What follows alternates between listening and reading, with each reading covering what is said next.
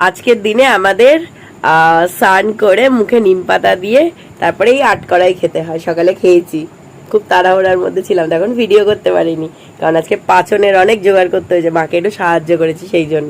তাই সন্ধ্যাবেলা বসেছি, খুব ভালো লাগে খেতে।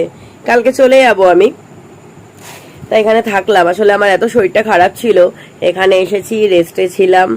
এই তো শনিবার আসলাম, শনি রবি সোম মঙ্গল, আজকে কালকে পয়লা বৈশাখ, একেবারে বাবা আমার বিয়েবার্ষিকী।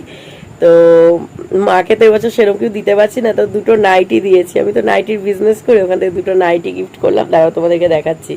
তো এইটা খাচ্ছি, খুব ভালো লাগে। আসলে না, আমার শাশুড়ি মাদের কি নিয়ম আছে আমি ঠিক জানি না, কারণ ওদের মানে আমার শ্বশুর বাড়িতে কোনো নিয়ম মানা হয় না সেভাবে। আমি অনেক জানার চেষ্টা করেছি, সেভাবে বলেও নি করেনও না কিছু, সেটা আমার কিছু করা হয় না সেই জন্য। আর ওনারা নেইও, ঘুরতে গেছেন, তা আমি আর একা একা কি করবো, সব মিলিয়ে আমি এখানেই রয়েছি। খেতে বেশ ভালো লাগে।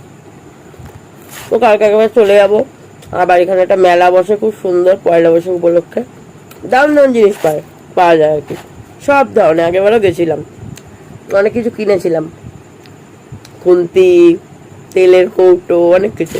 দেখি এবারও আসবো, ওই এসে চলে যাবো। আমার বাড়িটাও ভাই রয়েছে, পরশু দিন আবার বৃহস্পতিবার একটু পুজো দিতে হবে, সেই জন্য। ওই যাই হোক, এটা খাই, খেয়ে তোমাদেরকে নাইটিটা দেখাচ্ছি।